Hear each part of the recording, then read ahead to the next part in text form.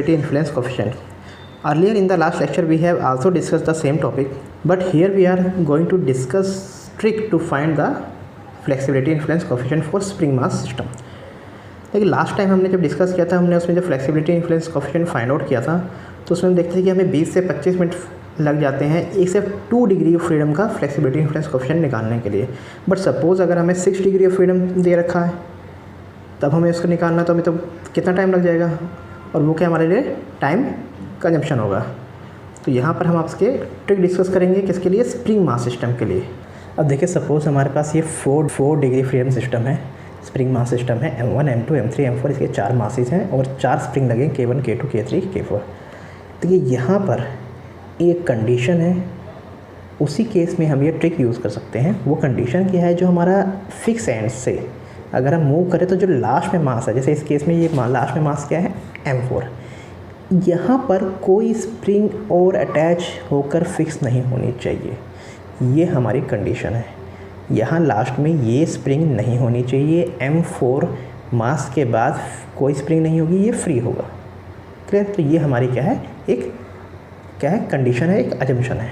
अब देखिए हमें लिखना कैसे है। अब देखिए, जैसे ये हमारा 4 मासेस हैं, M1 M2 M3 M4, तो ये हमारा 4 बाय फ्लेक्सिबिलिटी इन्फ्लुएंस कोएफिशिएंट की मैट्रिक्स कितने की बनेगी, 4/4 की। क्लियर? ये हम जानते हैं। नाउ पॉइंट 1, फर्स्ट पॉइंट क्या है कि ये जिस भी एलिमेंट में 1 है वो सेम होंगे। 1 है, 1 1 1 1 1 1, ये सब इक्वल होंगे। इट मीन्स कि आपका A11 12 13 14 21 31 41, जहाँ जहाँ पर 1 है किसी भी एलिमेंट में, वो आपका इक्वल है। क्लियर?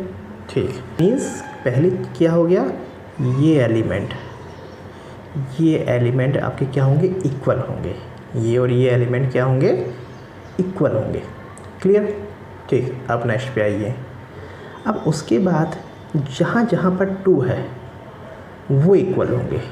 2 किस में है, यहाँ पर, यहाँ पर, यहाँ, यहाँ, यहाँ, तो ये इक्वल होंगे। तो इट मीन्स आपका ये और ये इक्वल होगा। क्लियर? तो क्या होगा आपका A22 42, ये आपके इक्वल होंगे। क्लियर? अब 2 के बाद आएंगे 3 पे। अब जो बचे हुए 3 हैं, ये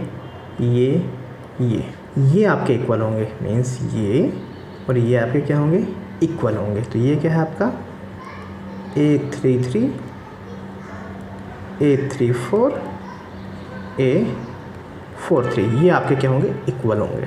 क्लियर? अब उसके बाद जो 4 बचा वो इक्वल होगा। यहाँ पे एक ही बचा है, तो ये आपका होगा A44। क्लियर? ठीक। ये तो हो गया, हमें पता चल गया कि हाँ भी कौन कौन से एलिमेंट्स इक्वल होते हैं। अब इनकी वैल्यू क्या होगी वो दिखना है। 1, आप आइए 1 पे।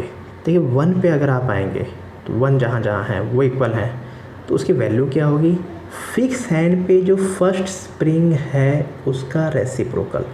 फिक्स एंड पर जो स्प्रिंग है उसका रेसिप्रोकल, तो वो क्या होगा, 1/K1। क्लियर? तो ये आपको बता दिया कि जहाँ जहाँ 1 है वो सब इक्वल है, और वो किसका होगा, फिक्स एंड पर जो स्प्रिंग है उसका रेसिप्रोकल।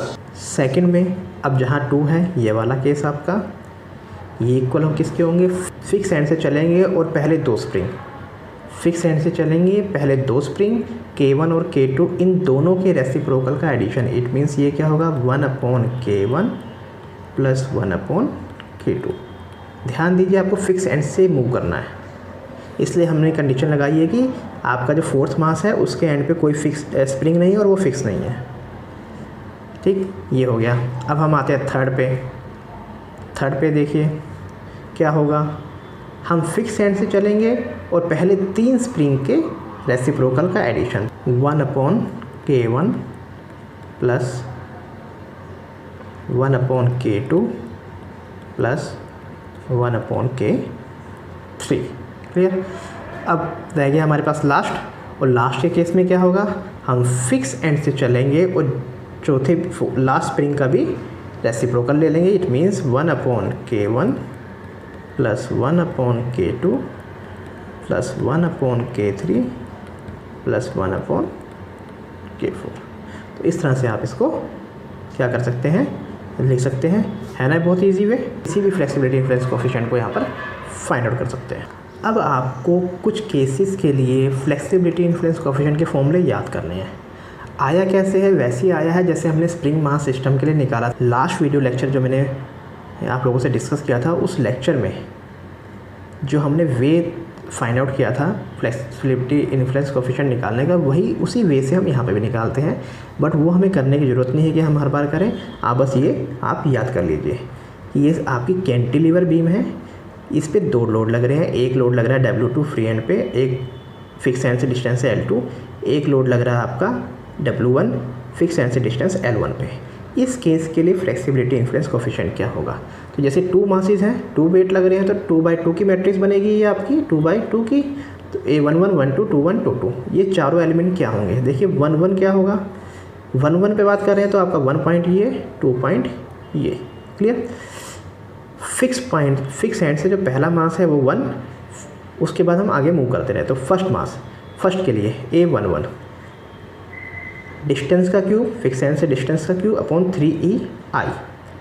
सेकेंड A22, तो सेकेंड पे आ जाइए, इस पे A22 फिक्स एंड से डिस्टेंस का cube upon 3EI, fix end से डिस्टेंस का क्यूब अपॉन 3EI। अब according to Maxwell reciprocal theorem AIJ equal to AJI होता है,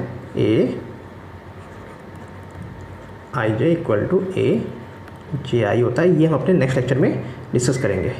तो A12 इक्वल टू A21 ये होता है हमारा फिक्स एंड से पहले लोड के डिस्टेंस का स्क्वायर L1 का स्क्वायर इंटू में 3L2, 3 times of L2 minus L1 upon 6EI। ये 3 फॉर्मूले हमारे, फर्स्ट सेकेंड थर्ड। ये आपको याद करना है। ये क्यों याद करना है, क्योंकि जब हम आगे न्यूमेरिकल्स डिस्कस करते हैं, मल्टी डिग्री फ्रीडम को सॉल्व करने के लिए हम न्यूमेरिकल डिस्कस करते हैं, तो उसमें फ्रीक्वेंसी निकालने के लिए हमें इन सब की ज़रूरत पड़ती है। तो इसलिए हमें ये याद होना चाहिए। अब हमारा केस कि सिंपल सपोर्टेड बीम 2 लोड, हम सिर्फ 2 लोड तक के लिए ही बात कर रहे हैं, क्योंकि इतना लेवल हमारे लिए सफिशिएंट है। अगर हम लोड्स को इंक्रीज़ करते हैं तो काफ़ी ज़्यादा हमारा टाइम कंज्यूमिंग न्यूमेरिकल्स हो जाते हैं, काफ़ी ज़्यादा टफ और टाइम टेकन और कम्प्लेक्सिटी बढ़ जाती है उसके इसमें। तो इसलिए हम यहाँ पे सिर्फ 2 लोड्स तक की बात कर रहे हैं। तो simple supported beam width 2 loads W1 and W2, L1 L2 L3, हम लेफ़्ट साइड से मूव कर रहे हैं। इसको 1 मान रहे हैं, इसको 2 मान रहे हैं। क्लियर। तो ये भी 2 लोड लग रहे हैं, तो 2/2 की मैट्रिक्स है, A11 12 21 22। तो A11 क्या होगा, फर्स्ट पे है, फर्स्ट का लेफ्ट साइड से डिस्टेंस का square L1 square L2 plus L3 का होल स्क्वायर। मतलब देखिए लेफ्ट साइड के डिस्टेंस का स्क्वायर, राइट साइड के डिस्टेंस का स्क्वायर। ध्यान दीजिए, A11 निकालना है तो 1 पॉइंट के लेफ्ट साइड के डिस्टेंस का स्क्वायर और 1 पॉइंट से राइट साइड के डिस्टेंस का स्क्वायर, फिर दोनों एंड तक का। 1 से ये पूरा डिस्टेंस का होल स्क्वायर और 1 से ये पूरे डिस्टेंस का whole square, L1 square L2 plus L3 का स्क्वायर अपॉन 3EIL। L क्या है, पूरे बीम की लेंथ। L क्या है, पूरे के पूरा जो बीम है उसकी लेंथ क्या है, वो है L1 plus L2 plus L3, 3EIL। Similarly A22 पे आइए, जब 22 पे आएंगे तो लेफ्ट साइड के डिस्टेंस का पूरा स्क्वायर और राइट साइड के डिस्टेंस का पूरा स्क्वायर। तो L1 प्लस L2 का स्क्वायर L3 का होल स्क्वायर अपॉन 3EIL। अब A12 इक्वल टू A21 होगा according to Maxwell reciprocal theorem. ये क्या होगा, L1 L2 L square total distance का स्क्वायर माइनस में L1 square L2 square upon 6EIL। तो इस तरह से ये फॉर्मूले आज आपको ये याद करने हैं, और ये याद ही करना पड़ेगा क्योंकि इसका और कोई वे नहीं है। तो अगर आप इसको रट लेंगे, याद कर लेंगे, तो आपके लिए ईजी हो जाता है न्यूमेरिकल्स को सॉल्व करना।